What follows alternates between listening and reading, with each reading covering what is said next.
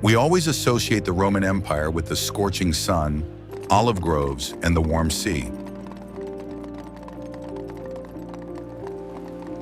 We are used to picturing legionnaires in light tunics marching along the sun-drenched roads of Italy.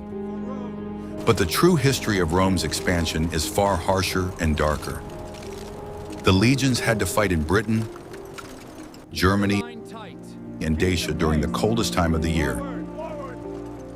And there, Mediterranean civilization encountered a harsh climate for which it was completely ill-suited. Imagine an ordinary Italian guy seeing British snow for the first time in November. He's used to gentle breezes, fresh fruit, and the very comfortable Roman winters. And now he has to spend several months in a frozen forest among completely savage tribes. It sounds like a great plot for a modern Hollywood survival movie. But for the 6,000 soldiers of a single legion, it was just another job. The Romans quickly realized one critically important thing about the wars in the north. It is not the army that shouts the loudest before the battle begins that wins. The army that wins is the one that simply doesn't freeze to death before the battle begins. Standard summer tactics simply stopped working properly in the cold. So Rome had to invent entirely new survival methods for its men. The ancient Greeks were much smarter and more practical in this regard. They fought exclusively in the summer, and in the winter they dispersed to their cozy homes. You'd arrive, fight a battle, and by evening you'd be drinking wine back in your hometown. The Roman war machine operated quite differently and didn't allow for such extended breaks. The empire expanded relentlessly, and its enemies had no intention of taking a winter hiatus. In this video, we'll explore exactly how this incredible survival machine worked. We'll take a look inside Roman barracks and examine their ancient heating system. We'll find out why legionnaires drastically changed their diet when the real cold set in. We'll understand how commanders fought winter depression and boredom among the soldiers. Believe me, their psychological methods for maintaining morale will surprise you greatly. And at the end, we'll compare this ancient experience with the harshest modern conflicts. You'll see that the problems faced by American soldiers in Korea and Afghanistan were exactly the same. The only difference was how different eras solved these timeless problems. So pour yourself some hot tea, wrap yourself in a warm blanket, and get ready to listen. We're heading into the coldest and darkest period of Roman military history.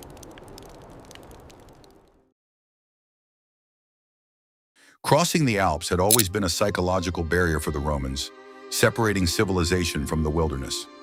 Leaving the warm lands behind, the legions entered a world of dense forests and endless swamps. Temperatures here could drop so low that the water in their canteens turned to ice. For soldiers raised in a sunny climate, this fact alone seemed unnatural. Their bodies simply weren't genetically accustomed to such extreme temperature fluctuations. The first year in the northern provinces was always a true test of endurance. The Roman summer tunic was well ventilated, but did absolutely nothing to retain body heat. The wind blew right through the standard uniform, causing the soldiers to shiver at the slightest draft. Imagine stepping out into the cold, wearing only a light t-shirt and a leather jacket. That's exactly how the new recruits felt when they first arrived in wintry Britain or Germany. However, Rome would not have become a great empire if it had simply given in to difficulties. Commanders quickly realized that the cold killed soldiers just as effectively as sharp enemy swords. They began to methodically analyze the problem, like true military engineers and pragmatists. It was decided to adopt some of the local expertise of the barbarians they were fighting. The Romans never hesitated to copy other people's technologies if they actually worked. First and foremost, the army abandoned the practice of long winter marches through deep snow. Marching in such conditions meant wasting a colossal amount of precious energy. Moreover, snow-covered roads made it impossible to transport supplies on heavy carts. Horses got stuck in snowdrifts, and wooden wheels broke on frozen mud and hidden rocks. Therefore, winter warfare required a shift from active offense to a static positional defense. The barbarians knew their forest well and easily set up ambushes during the winter. They traveled light and could unexpectedly attack frozen Roman columns. Legionnaires in heavy armor became extremely slow-moving in deep, loose snowdrifts. Modern special forces also avoid direct confrontations in conditions of poor visibility and snowfall. Ancient generals understood this just as well as today's military strategists at the Pentagon. This gave rise to the concept of winter quarters, which differed radically from summer encampments. A summer field camp consisted of simple leather tents that could be quickly pitched and taken down. But sleeping in a tent at -10 degrees was a sure path to pneumonia. 8 soldiers in a single tent lacked the body heat to warm the air. Therefore, a winter camp had to become a veritable small town made of wood and clay. The scale of construction for such winter bases still amazes modern archaeologists. A legion of 6,000 men erected a wooden fortress in literally a couple of weeks. They felled trees, dug deep ditches, and built insulated wooden barracks. Your office contractors take longer to renovate an office than the Romans did to build an entire city. And yet the legionnaires had neither chainsaws nor heavy construction equipment. The barracks were arranged close together, providing additional protection from the elements. It's very similar to how penguins huddle together in a flock during an Antarctic storm. Only instead of penguins, there were rugged men in armor with their short swords. But building sturdy wooden walls was only half the battle in this difficult task. The real challenge was figuring out how to heat these gigantic structures from the inside. Building ordinary fires in the barracks was extremely dangerous due to the high risk of fire. If a single building caught fire, the entire wooden camp would burn to the ground in a matter of hours. And that's where ingenious Roman engineering came to the rescue, incredibly ahead of its time. The main technological marvel of Roman winter camps was the famous Hippocaust system. Essentially, these were ancient heated floors, which today are considered a hallmark of luxury housing. The Romans came up with this idea a couple of millennia before the advent of modern heating systems. The idea was to circulate hot air, not inside the room, but beneath it. It sounds simple, but practical implementation required serious mathematical and engineering calculations. A system of small brick or stone columns was built under the floor of each barracks. Slabs were laid on these columns, creating a kind of empty space beneath the soldiers' feet. Outside the building was a special furnace that was continuously stoked with firewood by legionnaires on duty. Hot air and smoke from the furnace were naturally drawn into this underground space. As a result, the floor slowly heated up and evenly distributed heat throughout the entire vast room. This was an incredibly effective and completely safe solution for wooden military structures. There were no open flames inside the barracks, which meant there was no risk of an accidental catastrophic fire. In addition, the soldiers did not breathe in harmful carbon monoxide, which escaped through pipes in the walls. Modern central heating systems operate on exactly the same physical principle. The Romans simply used firewood and stone instead of gas boilers and metal radiators. To prevent heat from escaping through cracks, the barracks walls were carefully insulated with local natural materials. In Britain, legionnaires used an ancient technique of weaving branches, which were generously coated with clay. The clay dried in the icy wind and turned into an excellent thick insulating layer. Roofs were covered with straw or reeds, which perfectly trapped the heated air inside the building. In essence, they built energy-efficient homes that met many modern standards for survival. Interestingly, the Hippocaust was used not only to heat ordinary soldiers' barracks. Command tents and headquarters buildings were equipped with the most sophisticated and powerful heating systems. Roman officers were very fond of comfort and had no intention of giving it up during the harshness of war. In some commanders' quarters, the floors were so hot that one had to walk on them in sandals. This clearly demonstrated the enormous difference in status between a common infantryman and a high-ranking commander. The duty of constantly keeping the fire burning in the stoves was one of the most critical responsibilities in the camp. If the night watchman fell asleep and the fire went out, the entire wooden barracks would cool down rapidly within a couple of hours. For such a criminal oversight, the guilty party faced very severe physical punishment from the centurion. Therefore, firewood was chopped in truly enormous quantities and stockpiled as early as the beginning of autumn. The logistics of gathering firewood instantly became a critically important task for the entire legion, spending the winter there. In the forests of Germany, Roman foragers had to work hard under the constant threat of a sudden attack. Each group of woodcutters was always accompanied by armed guards on full combat alert. Barbarians very often attacked precisely these small detachments that had strayed too far from the main camp. So the real cost of every log for the hippocaust was sometimes measured in the actual blood of the legionaries. Winter camp warmth was literally earned with a sharp sword in hand every single week. Thanks to these advanced heating systems, mortality from hypothermia in the camps was minimal. The Roman army proved in practice that technology and discipline could overcome even nature. The barbarians, who spent the night in cold, drafty huts, could not comprehend this incredible level of comfort. To them, the Roman camp seemed like an impregnable fortress, radiating an incomprehensible and almost magical warmth. But this was not magic at all, but pure pragmatism of the greatest military machine of antiquity. A warm and cozy barracks alone was not nearly enough to wage a successful campaign. Soldiers constantly had to go outside to stand guard, train, and patrol the area. The standard summer uniform was completely unsuitable for the biting northern winds and snow. Therefore, the Romans had to break their own strict cultural taboos for the sake of sheer survival. And the most amusing historical breach concerned the most ordinary of human garments: pants. In proud Rome, pants were historically considered the clothing of nothing but savage barbarians and uncivilized people. A true, full-fledged citizen of the empire was supposed to wear a tunic or toga, showing off his bare legs. But when the temperature dropped below freezing, all that haughty cultural pride vanished instantly. Legionnaires began adopting Germanic and Gallic thick trousers en masse, which were called bracci, because frostbitten blue feet hurt much more than slightly wounded cultural pride. These woolen trousers fit snugly around the legs and reached just below the knee, keeping the joints warm. They provided excellent protection for delicate skin against chafing from rough armor during long marches. Modern soldiers use thick thermal underwear under their main field uniforms in exactly the same way. The Romans arrived at this logical solution through the pain, bone-chilling cold, and frostbite of their early campaigns. Fashion always takes a back seat when real survival is at stake. A special woolen scarf, the focal, was used to protect the neck from the wind and chafing from heavy armor. It was tightly wrapped around the throat, retaining critically important heat in the sensitive neck area. Today, the military regulations of many modern countries still include similar thick winter scarves.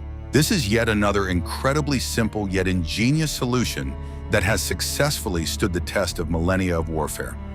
Roman legionnaires genuinely valued their focal scarves no less than their well-sharpened battle swords. The finishing touch to the winter army wardrobe was a heavy woolen cloak called a sagum. It was woven from wool so thick and coarse that it could easily withstand rain or heavy snowfall. This cloak was securely fastened with a fibula on the right shoulder, leaving the working hand completely free for a weapon. At night, the sagum turned into an excellent, thick blanket under which a weary soldier slept during a long march.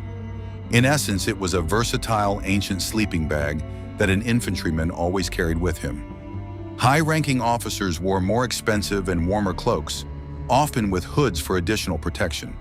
They could certainly afford better quality fabrics and brighter, more prestigious red dyes. But in the frozen trenches in the face of the bitter cold, status meant far less than the simple thickness of the wool. The cold was a great and merciless equalizer that bit just as painfully into generals as it did into ordinary recruits. That is why, in winter, the entire Roman legion looked like a solid, grim mass of bears wrapped in dark wool. It is worth noting that the empire was far from always able to quickly provide all soldiers with winter uniforms. Often, legionnaires had to buy warm clothes themselves from local merchants with their own money. Clay letters have survived from the northern borders, where frozen soldiers begged their relatives to send them warm socks. Reading these ancient tablets today is incredibly touching and at the same time very relatable and amusing. The great and fearsome conqueror of the world sits in Britain and tearfully begs his mother to send him woolen socks. This entire multi-layered system of woolen clothing made the Roman soldier much heavier and significantly less agile. But in harsh winter conditions, the speed of sudden movements took a back seat to overall endurance. The main thing was to stand calmly at one's post for the allotted hours, and not drop dead from severe hypothermia. The adaptation of the wardrobe perfectly demonstrated the incredible flexibility of the Roman military machine in non-standard critical situations. They easily stepped over their ancient traditions to save the lives of their very best men. If you ask any infantryman today what is most important in winter, he will answer without a moment's hesitation. The most important thing is to always keep your feet warm and absolutely dry in all weather conditions. If your feet are critically frozen, you can no longer walk, stand properly, or fight effectively. For Roman legionnaires in the north, this posed one enormous and fundamental historical problem. Their legendary marching boots were absolutely not designed for long walks through deep snowdrifts. Classic military caligae were an absolutely brilliant invention for the hot Mediterranean and desert climates. They were sturdy leather sandals with open toes and thick soles densely studded with nails. They provided excellent and constant ventilation, preventing feet from sweating and rubbing raw during marches. But stepping out into the British frost in such open sandals was tantamount to voluntary toe amputation. Snow instantly packed itself between the straps, melted from the heat of the leather, and immediately turned to ice. The metal-forged nails on the sole also played a very cruel and rather dangerous trick on the legionnaires. In the summer, they provided perfect traction on soft ground, working just like modern soccer cleats. But on frozen wet rocks or smooth ice, they instantly turned the shoes into uncontrollable skates. The legionnaires constantly and painfully slipped, fell, and sustained silly injuries on perfectly flat ground. Furthermore, the cold metal in the freezing weather drew heat directly from the soles of their feet at an incredible rate. Furthermore, British archaeologists have found irrefutable evidence of the use of specific thick army socks. They were knitted from very coarse wool using a special method, leaving the heel open for greater comfort on the march. The right combination of closed boots, warm socks, and dry straw inside permanently solved the problem of frostbite. My own feet start to sweat uncomfortably just at the thought of so many layers of thick wool. But in the bitter sub-zero temperatures of a damp forest, this was the only way to survive. Drying boots in the evening became the most important and unbreakable ritual in every Roman military winter camp. After patrol, the frozen soldiers would gather around braziers or the warm floors of the hippocaust in their cozy barracks. Wet shoes had to be dried very slowly and carefully, so that the leather would not crack from the sudden temperature change. If an army boot lost its proper shape or tore, the legionary became completely useless to the army. Therefore, the command prioritized meticulous care of equipment over a soldier's personal rest or even meals. To prevent the leather from letting water in, it was generously rubbed with animal fat or special wax. This simple procedure made the boots waterproof, effectively repelling dangerous moisture from the surface of the material. Today, you buy expensive, water-repellent chemical sprays for the same purpose at trendy shoe stores. The Romans simply took a piece of ordinary lard and methodically rubbed it into their heavy marching calces. The smell from such boots was quite distinctive, but aesthetics didn't matter to anyone at all during wartime. On the harshest and coldest days, patrolmen would wrap their boots with additional pieces of leather or cloth. This created a physical barrier against the snow and added a little more precious, life-saving warmth to their feet. Visually, this looked as ridiculous as possible and did not at all correspond to the legion's high imperial status. However, such simple peasant ingenuity allowed the legion to maintain full combat readiness even in the cold January on the border. Enemies expecting to see frozen and sick weaklings were met by incredibly energetic and very angry professionals. The story of army footwear perfectly illustrates why Rome maintained its global dominance for so incredibly long. They were never blind fanatics of their cultural traditions when it came to real, bloody warfare. If light sandals simply don't work in the snow, then the empire would mass-produce closed, warm boots. Sound pragmatism always unconditionally triumphed over pride in the offices of Roman generals and army quartermasters. It was precisely this unique ability to learn from their own mistakes that made their formidable army truly invincible. Bitter cold forces the human body to burn calories at an incredible, downright frightening rate. Simply to maintain a constant core body temperature, the body continuously requires additional energy. While a legionnaire might burn about 3,000 calories on a typical summer march, That number skyrocketed in winter. Hard labor in the cold, chopping wood, and patrolling required up to 5,000 calories daily. That's the diet of a modern professional powerlifter, not a mere ordinary ancient infantryman. The summer diet of an ordinary Roman soldier consisted mainly of a huge amount of high-quality, inexpensive wheat. It was constantly used to make bread, cook thick, filling porridge, and bake very hard field rations. They ate little meat during the hot summer, as it spoiled too quickly and caused digestive problems. But with the arrival of true winter, the rules of the game and the needs of the soldiers' bodies changed drastically and rapidly. Simple carbohydrates became categorically insufficient for maintaining long-term internal warmth in the cold. The winter diet of the freezing legionnaires shifted sharply toward heavy animal fats and meat proteins. The command began to buy large quantities of pork, fatty bacon, and hard-aged cheeses from the locals. Pork fat is digested very slowly, providing the exhausted body with a steady flow of life-saving energy. Modern professional polar explorers and mountaineers use exactly the same dietary principle on their expeditions. A small piece of bacon in the cold acts like a small, but very powerful, long-lasting internal stove. Cooking hot meals in winter became not just a routine, but a vital social process for the legionnaires. A small unit of 8 men, living in a single barracks room, cooked their meals exclusively together. They would combine their individual rations in a common pot, making thick, very rich meat stews. Hot meat soup warmed a frozen stomach much faster than a piece of cold and very hard cheese. Moreover, cooking together in the evening brought the group incredibly close during the long, dark winter nights.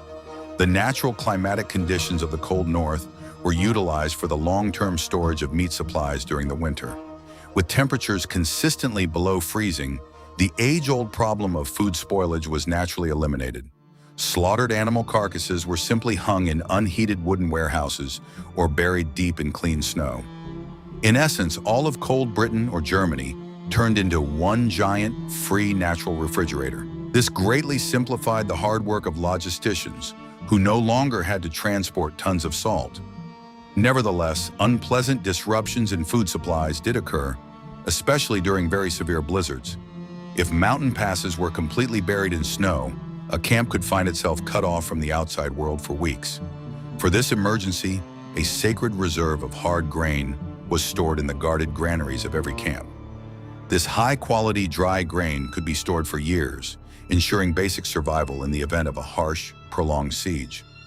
Roman soldiers absolutely hated going hungry, and they would very quickly stage bloody mutinies in such situations. Interestingly, the monotonous winter menu was sometimes successfully supplemented with game hunted by the bored soldiers themselves.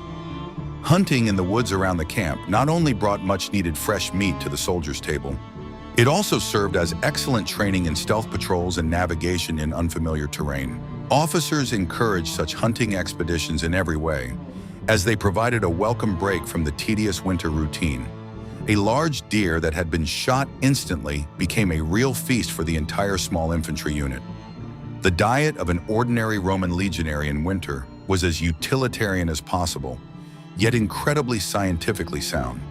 They had no concept of the modern word calories, but they intuitively understood the laws of energy balance.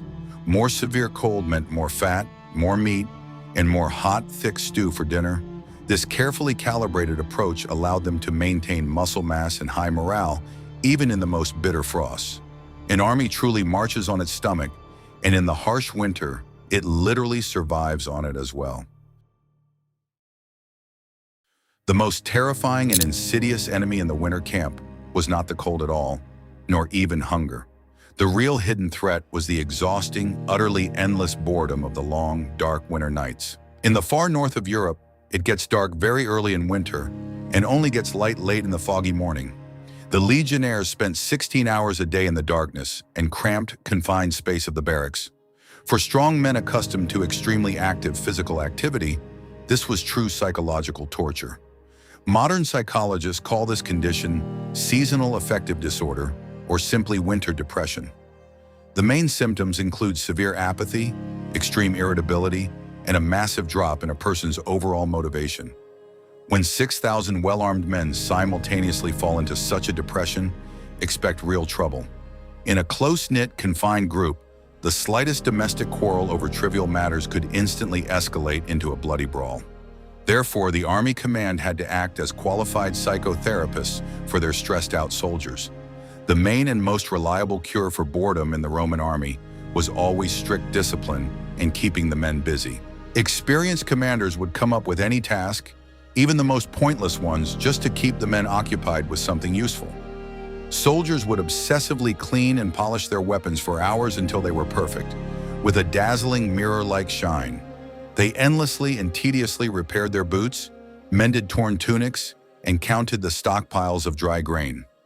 The main army rule stated, a soldier with free time is bound to start thinking about bad things. Writing letters home became an incredibly important and deeply emotional outlet for the legionnaires on the frontier. On the famous excavated tablets from Vindolanda, one can read very touching messages from soldiers to their families. They sincerely complain about the bad, muddy roads, ask for warm clothes to be sent, and send greetings to friends.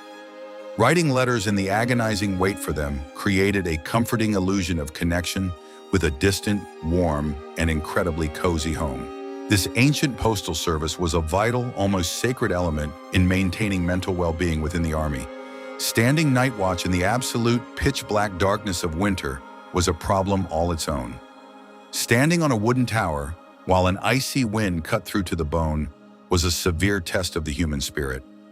Sentries at their posts were rotated much more frequently than in the summer to avoid frostbite and loss of combat focus. If a weary sentry accidentally fell asleep on duty due to exhaustion or the cold, he could be stoned to death. The animal fear of such an extremely cruel punishment was a powerful aid in fighting the overwhelming urge to close one's eyes. Field baths in winter camps quickly became the main and favorite center of social and psychological life. The Romans persistently built small bathhouses even in the wildest and most remote military garrisons of the empire. Immersing oneself in hot, relaxing water after a bitter freeze was not merely a routine hygienic procedure for the body, it was a literal return to the heights of Roman civilization, a clear reminder of what they were serving. In the warm baths, soldiers gossiped, relaxed, and for a few hours completely forgot about the harsh reality. Traditional religious holidays in winter were celebrated with particular pomp and enthusiasm among the troops. The December Saturnalia were that rare time when strict military discipline loosened slightly. Joyful soldiers held feasts, drank tart wine, and received extra, very tasty rations from the command. Such vivid events served as incredibly important psychological anchors, breaking the endless winter into short segments. It is always psychologically easier to look forward to a specific, joyful holiday than to simply stare hopelessly into the darkness of endless December. As a result, the Roman psychological system for managing people in winter worked flawlessly, like a Swiss watch.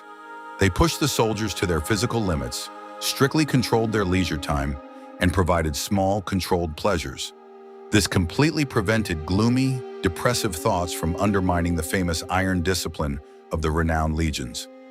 Modern psychologists could easily write dissertations on the methods of the ancient, stern centurions. They understood human nature intuitively far better than many of today's certified specialists. Smart people say that amateurs study tactics, while true professionals study logistics thoroughly. For the massive Roman army in the harsh winter, this principle instantly became a matter of life and certain death. Imagine a densely populated city of 6,000 strong men standing in the middle of a completely hostile forest. They vitally need to eat, constantly repair their armor, stoke their furnaces, and feed their voracious horses every day. And all this takes place under conditions where the roads turn into a completely impassable, deep, snowy mess. To ingeniously solve this problem, the Romans began actively using sleds to transport heavy loads. They pragmatically adopted this method from the northern peoples, who had been moving easily through the snow for centuries. Wide sleds glided over the snow crust much more easily than round wheels rolling through frozen, hard mud. Hardy oxen were often used as a reliable draft animal instead of capricious and delicate thoroughbred horses. This significantly slowed down the overall speed of deliveries, but made them much more predictable, reliable, and stable. Global supply planning began long before the first serious cold snap hit the northern reaches of the empire. Roman logisticians worked feverishly, staying several months ahead of schedule, filling the camp warehouses to capacity. They fully understood that from December through March, the camp could easily find itself completely cut off by snow. Therefore, supplies of grain, salted meat, and dry firewood were calculated with a massive safety margin. Modern, efficient supply chain managers would be very envious of such a simply perfect military organization. Delivering pay safely to the legionnaires in their winter camps was a logistical nightmare in its own right. Soldiers were consistently paid in heavy silver and gold coins, which had to be physically transported. Transporting chests of money through snow-covered forests was a major draw for many desperate local bandits. Guarding such vital convoys required the best and most experienced mounted units of the vast empire.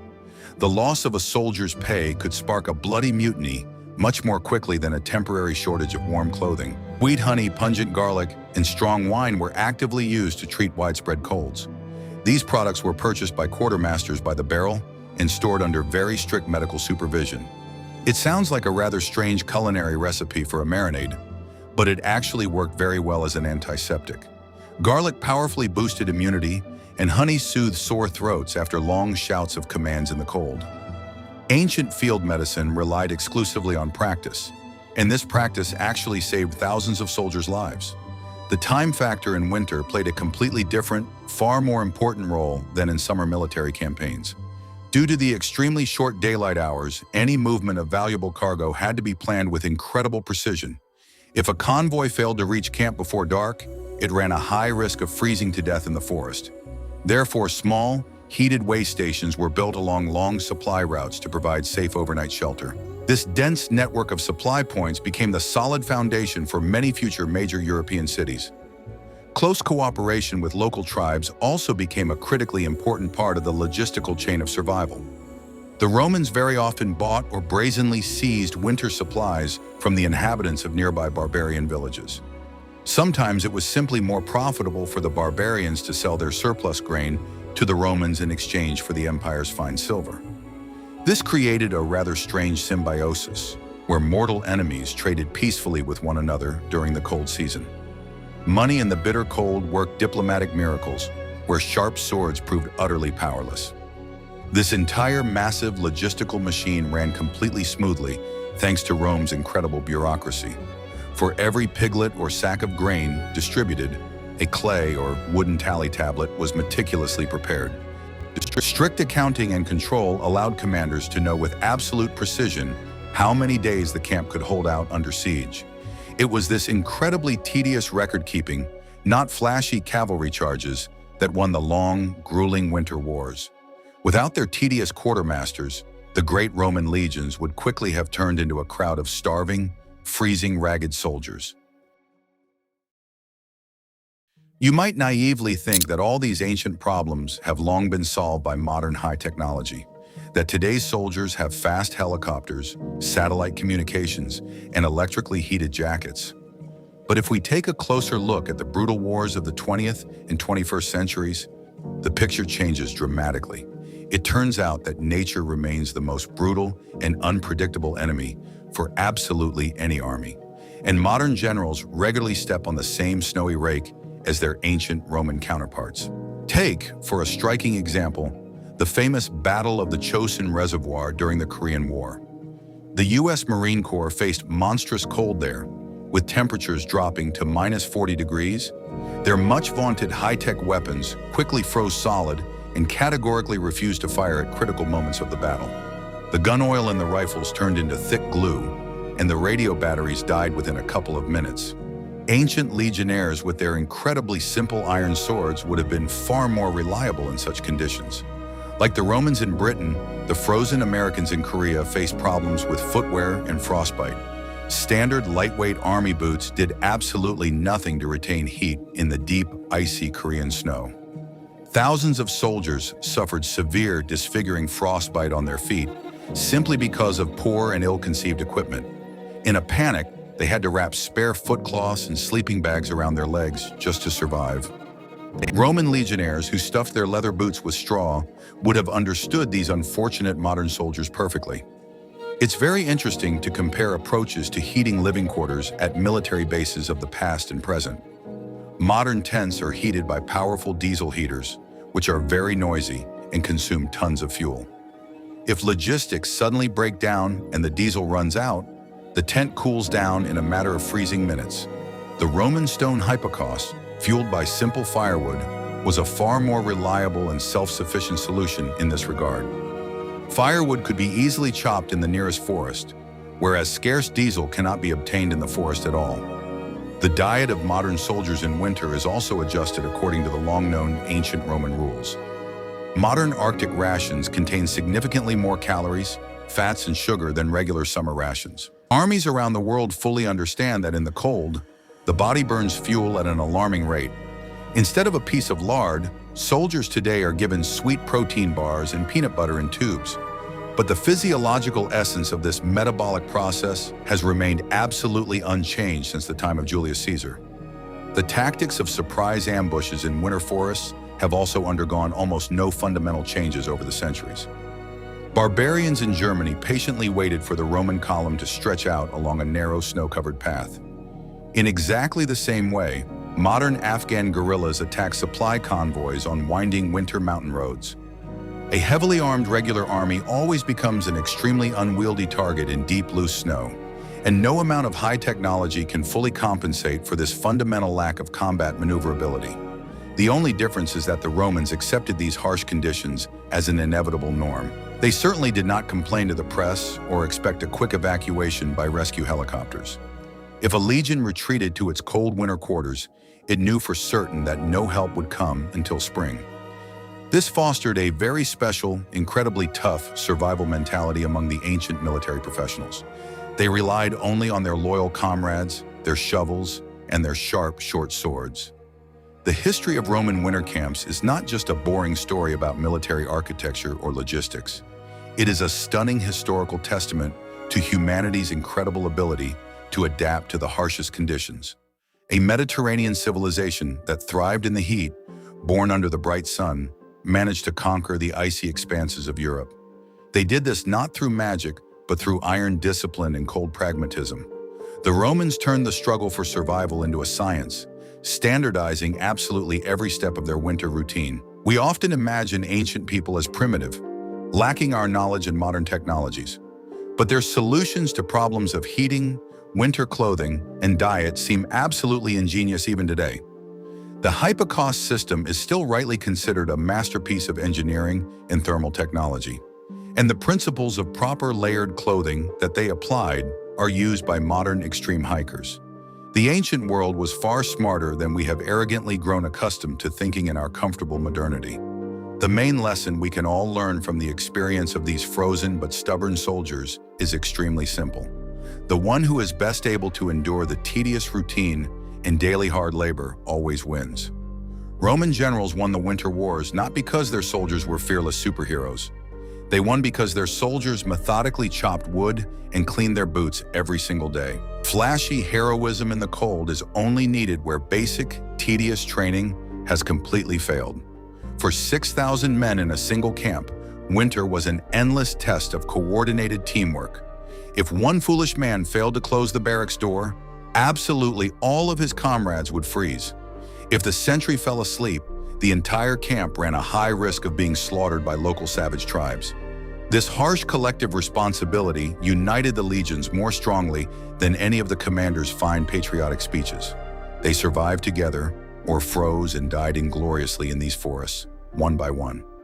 Reading the clay tablets from Vindolanda, we see ordinary living people behind the historical myths. They were freezing, homesick, craving good food, and asking for warm socks to be sent. These small, everyday details make Roman soldiers incredibly relatable and understandable to us today. They were not soulless killing machines, as popular culture sometimes portrays them. They were professionals doing their hard work in utterly unbearable climatic conditions. The next time you complain about the cold on your way to your car, think of them. Think of the men who waded waist deep in snow in leather boots, stuffed with dry grass. who stubbornly built wooden cities in icy mud without a single modern power tool. Your trendy winter jacket costs more than all the equipment of an entire Roman infantry squad. But would you have the stamina to stand through even one of their nighttime freezing guard shifts? The historical paradox is that it was precisely these colossal difficulties that made Rome invincible. Comfort always lulls one into complacency, while harsh trials temper character and refine technology. Confronted by the North, the Roman army became stronger, more inventive, and deadlier than ever. The barbarians, who naively hoped for help from General Frost, ended up being cruelly mistaken in their expectations. The Romans simply took their main weapon, the cold, and learned to use it effectively. Today, all that remains of those grand winter camps are grass-covered hills and deep pits. Archaeologists carefully excavate the remains of Hipparchus, finding lost coins and scraps of leather shoes there. But the system of military organization and logistics established back then laid the foundation for modern armies. Every time a NATO soldier puts on thermal underwear, he silently thanks the ancient Roman quartermasters. Their great legacy lives not in the ruins of buildings, but in the immortal principles of military survival. This channel is dedicated precisely to such hidden and utterly unexpected chapters of great human history. We are constantly searching for moments where ancient technologies and ingenuity were thousands of years ahead of their time. And the winter campaign of the Roman legions is one of the best examples of such a triumph of the mind. I really hope this story has made you look at the ancient history of warfare a little differently. It involved far more mud, snow, and engineering work than gleaming marble and gold. Thank you so much for stoically enduring this virtual winter with us until the very end. Please write in the comments which specific fact about the legionnaires' winter life surprised you the most.